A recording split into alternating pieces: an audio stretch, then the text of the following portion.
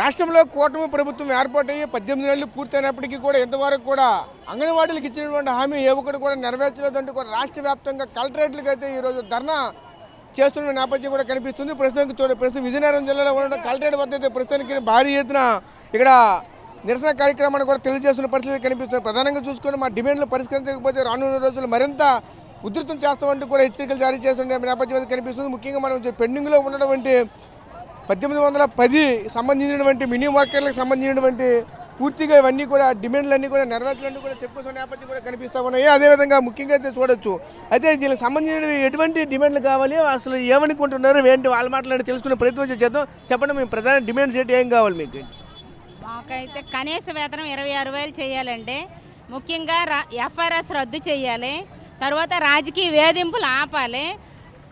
తర్వాత menu chart ప్రకారం మాకు వండమని చెప్తాను. కలెక్టర్ విజిట్లు చేసి 4 యాప్లు ఒక యాప్ చేయాలి. ఇవే మా డిమాండ్స్. రాజకీయ వేధింపులు అంటే ఏ విధంగా మీకు రాజకీయ వేధింపులు? ఎంఆర్ఓలు కానీ కలెక్టర్లు కానీ అందరూ అంగన్వాడీ సెంటర్ల మీద ఎంక్వైరీలు చేసి రాజకీయ పరంగా మీ పార్టీ వాళ్ళు నచ్చలేదని మమ్మల్ని కనీసం మౌలిక సదుపాయాలు గ్రామ సర్పంచులు ఎంపీటీసీలు అందరూ కూడా మా అంగన్వాడీ సెంటర్లో సందర్శిస్తారు, కాదనట్లే. కానీ మౌలిక సదుపాయాలు మాకు కల్పించాలి కదండి. ఒక ఏదైనా పోయినా రిపేరింగ్ మేమే చేసుకోవాలంట. లేదు పిల్లలు ఒకవేళ గవర్నమెంట్ స్కూల్లో ఉండే అమ్మకు వందనమైన ప్రైవేట్ స్కూల్లో జాయిన్ చేసినా దానికి రెస్పాన్సిబిలిటీ మేమేనని చెప్పాలట. దానికి ఒక కలెక్టర్ గారు విజిట్ చేస్తే కందిపప్పులో టమాటా వేయలేదానికి సస్పెండ్ చేశారు పారాది అంగన్వాడీ టీచర్లు. ఇలా చేసేటప్పుడు మాకు కూడా 26,000 కనీస వేతనం పెంచితే మేము కూడా మెనూ చార్ట్ ప్రకారం వంట చేస్తాం కదండి. మాకు ఒక రాజకీయ వేధింపులు అయితే మాకు రక్షణ లేదు. తర్వాత మాకు ఒక షూరిటీ అంటూ లేదు. మమ్మల్ని గుర్తిస్తే చాలు సార్. ఇవే మా డిమాండ్స్. మీరు చెప్పండి, ప్రధాన డిమాండ్స్ ఏంటి, ఏమేమి కావాలి చెప్పండి అమ్మా. మాకు ప్రీ స్కూల్ స్ట్రెంత్ పెంచమని ఇబ్బంది పెడుతున్నారండి. ప్రీ స్కూల్ స్ట్రెంత్ ఎలా పెరుగుతుంది మరి? అమ్మఒడి అన్నది వాళ్ళకి ఇస్తున్నారు, తల్లికి వందనం పథకం కింద మార్చి. ఈవెన్ 3 years అయిన పిల్లల్ని కూడా కాన్వెంట్లలో జాయిన్ చేసుకుంటున్నారు. అక్కడ ప్రైవేట్ స్కూల్ వాళ్ళకి వాళ్ళ ఇన్స్ట్రక్షన్స్ ఇమ్మనండి సార్. 3 years పిల్లల్ని కూడా వాళ్ళు జాయిన్ చేసుకుంటే మరి మేము అలవాటు చేస్తున్నాం 6 months బిలో నుంచి. వాళ్ళని ఒకసారి చెప్పండి సార్ ప్రైవేట్ స్కూల్ గురించి. అంగన్వాడీని మరి ప్రీ స్కూల్ లేదు ఆపేస్తాం, సెంట్రల్ మెడ్జింగ్ చేసేస్తాం అంటే దానికి మరి మేమేం చేస్తామండి? అది తల్లికి వందనం కూడా ఇప్పించండి. పనికి తగ్గ వేతనం మాకు ఇస్తే మాకు చేయడానికి ఏముందండి? ఏ స్కూల్కి కూడా వసతులు అయితే ఏం లేవండి. ఓన్ బిల్డింగ్లు అని పేరే. కరెంటు బిల్లు ఇప్పుడు 5 సంవత్సరాల నుంచి కరెంటు బిల్లే ఇవ్వట్లేదండి. విద్యుత్ బిల్లు మేమే కట్టుకుంటున్నాము. సరైన మౌలిక సదుపాయాలు ఎక్కడున్నాయండి? ఎక్కడా లేవు. వచ్చాయి బాత్రూమ్స్ వచ్చాయి, టాయిలెట్స్ వచ్చాయి, ప్రహరీలు వచ్చాయి అంటారు కానీ ఇప్పటికొచ్చి మా అంగన్వాడీ దగ్గరికి ఎవరు రాలేదండి. అది మా డిమాండ్స్. అని ప్రభుత్వ అధికారుల నుంచి ఒత్తిడి అంటే ఎటువంటి ఒత్తిడిలు వస్తున్నాయి ఏంటి మీకు?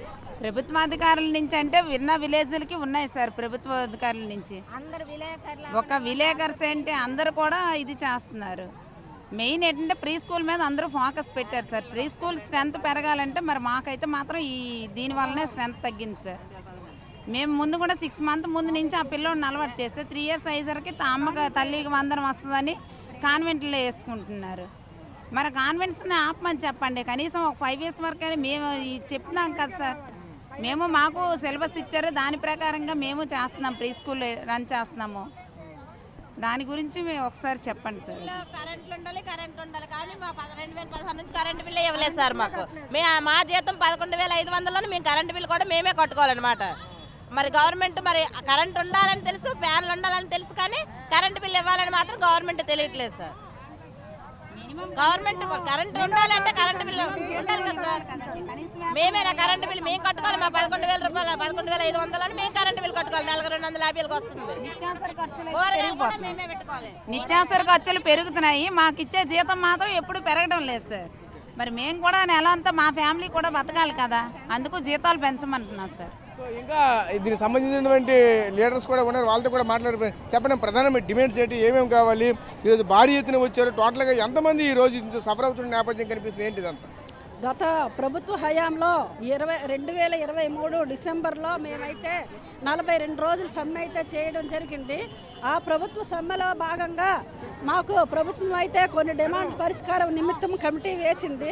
అలాగే కొన్ని సమస్యలు అయితే పరిష్కరించారు. కానీ మా ప్రధాన డిమాండ్ అయిన కనీస వేతనం 26,000 ఇవ్వాలనే డిమాండ్కి అయితే కనీసం స్పందన లేదు. అలాగే ప్రభుత్వం సంక్షేమ పథకాలు అయితే ఇవ్వట్లేదు.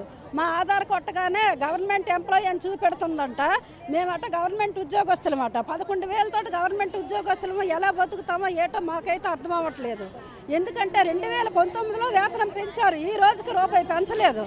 అంటే 6 సంవత్సరాలు పెట్టి ధరలు అదే విధంగా ఉంటే మా జీతం సరిపోద్ది.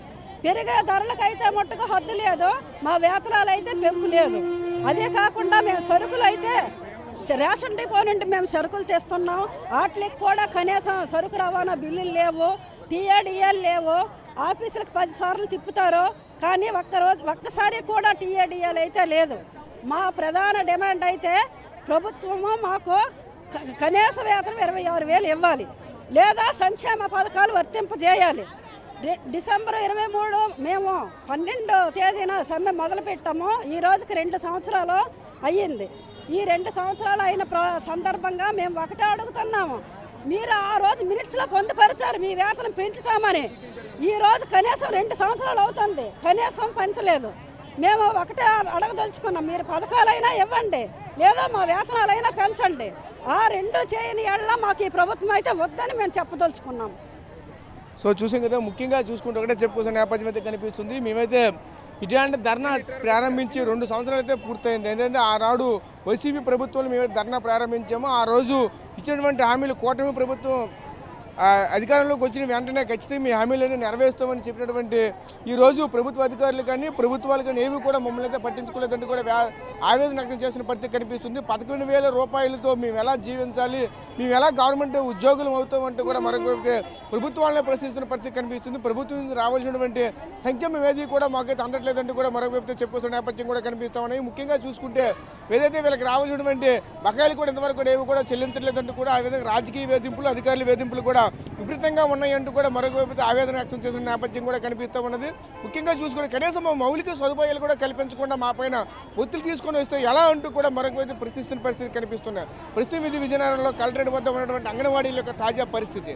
కెమెరా పర్సన్ నాయుడుతో రాజు, సార్ టీవీ, విజయనగరం నుంచి. చరిత్ర సృష్టించినోడు